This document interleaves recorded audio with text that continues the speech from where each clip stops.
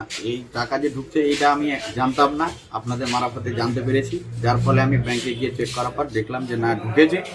কিন্তু এই ঢোকা বা এই যে টাকা আসার পেছনে এটার কোনো আমার সম্পর্ক নেই।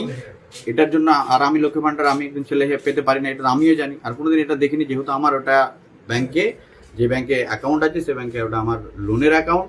যেহেতু আমার কাছে কোনো নোটিফিকেশান আসে না, প্রতি মাসে মাসে যেরকম কিস্তি হয় সেরকম আমি দিতে থাকি। এবং আজকেই তো আপনি বুঝতে পারেননি এতদিন ধরে যে আপনার 5 বছর ধরে লক্ষ্মী ভাণ্ডারের টাকা ঢুকছে, আপনি বুঝতে পারেননি? না, আমি বুঝতে পারিনি। আজকেই প্রথম যখন আমার কাছে আসলেন আপনারা, তখন জানতে পারলাম যে না আমার এরকম হয়েছে। তারপর আমি তুরন্ত যাই ব্যাংকে যাওয়ার পরে আমি দেখতে পাই যে না সত্যি সত্যি এটা হয়েছে। কিন্তু এই টাকা আমার কোনো রকমের দরকার নেই, যদি প্রশাসনের যেহেতু টাকা বা সরকার দিয়েছে ওর টাকা আমি দিয়ে দেবো। আমি ছোট্টখাটো একটা টিউশন পড়িয়ে আমার জীবিকা নির্বাহ করি, ঠিক।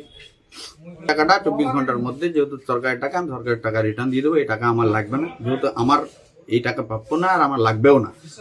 আমার যে টিউশন পড়িয়ে চালাচ্ছি, আমি এখন বেকার অবস্থাতে আছি, টিউশন পড়িয়ে আমার তো আপনার অ্যাকাউন্টের যেগুলো তথ্য কিভাবে গেল ওদের কাছে, যারা আপনার অ্যাকাউন্টে তো টাকা ঢুকছে, তো কিভাবে পেলো আপনার তথ্যটা?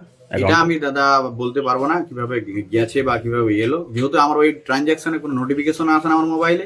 বা আমরা যে লেনদেন হয় শুধুমাত্র লোনের টাকা আমি পে করি প্রতি মাসে মাসে ইএমআইটা, এইটুকুই করি। বাকি আমার কাছে কোনো নোটিফিকেশান আসে না বা কোনো রকম ইনফরমেশন আমার মোবাইল SMS এর মাধ্যমেও আসে না। এতদিন থেকে ব্যাংক আমাকে কোনোভাবে ইনফর্মও করেনি যে না আপনার অ্যাকাউন্টে এরকম টাকা ঢুকছে।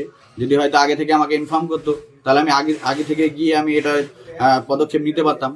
আজকে যখন বলছে সেই জন্য আমি গিয়ে ইনফর্ম করলাম ব্যাংকে, দেখার পরে বাকি জানতে পারলাম যে এই ঘটনা।